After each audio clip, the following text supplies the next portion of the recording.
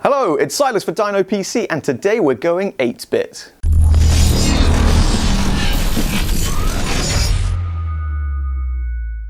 Now at DinoPC, we're actually pretty into our modding. We feel it should be celebrated when individuals take a concept which hasn't sort of come to light so far, take a standard computer and actually turn it into something which is a bit of an aesthetic marvel. This, however, is actually something that not everybody feels comfortable doing, sort of buying a brand new product and customizing it. There is a chance of sort of failure, so we've been trying to bring modding to the mainstream by providing sort of RGB LEDs, RGB fans, LED fans, sort of braided cables, and even vinyl wraps to the cases that we offer so that you can actually build a system or pick out a system which is truly unique to yourself. We've also entered Custom PC's Dream PC competition with our T-Rex system. We've built water-cooled computer desks, we've employed vinyl wraps, powder coating, laser cutting, all with the intention of actually providing one-off, completely unique systems. Now, our most recent in-house project has actually been a little bit simpler than some of the other things that we've attempted to do, but the actual end result is still pretty awesome.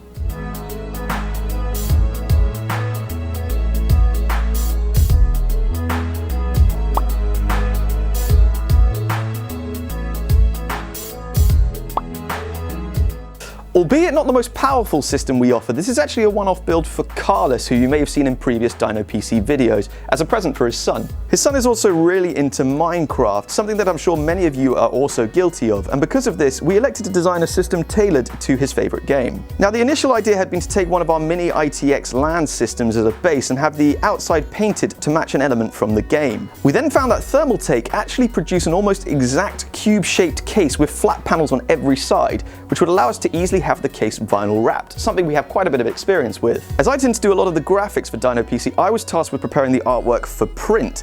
Because of Minecraft's 8-bit style, this actually proved very easy in Photoshop by simply setting up a grid on a correct print-sized artboard and colouring in the individual squares. Because the Thermaltake Suppressor F1 case has completely removable panels, wrapping each of them was relatively simple. However, the lighting was a little bit trickier and required some serious customization. We started with one of our RGB LED kits and cut up some 4-pin PWM fan cables to act as connectors. This proved to be a very convenient way of splitting many LED strips off of one controller and allowed LED strips to be routed under the case for cool underglow effects, as well as throughout the inside of the case to light up the internals. For components, as Minecraft is a relatively non-taxing game, we didn't have to go balls to the wall. We started with the Gigabyte H170N-Wi-Fi MITX motherboard and an Intel G4400 CPU. We then added 8GB of DDR4 memory, a 240GB ADATA SSD, and an FSP 500-watt power supply. To handle modern games outside of just Minecraft, we also chose the RX 460 GPU. When it comes to performance, it had no trouble with Minecraft, pumping out a consistent 60 FPS with higher settings and fancy graphics. Now, at the end of the day, this was a relatively simple project for us, but it did actually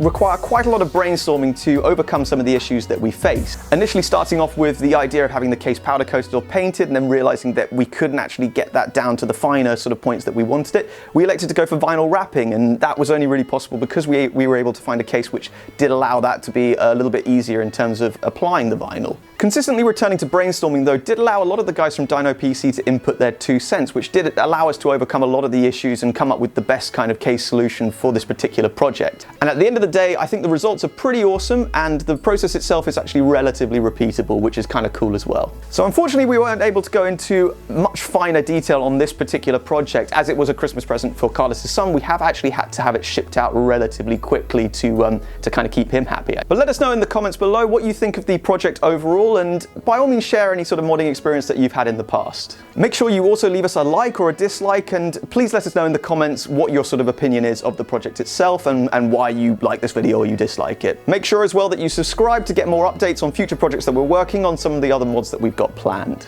But that's actually going to be it from me, Silas at DinoPC, with this little sort of mod overview. I hope you enjoyed the video and the mod itself, and I will see you in the next one.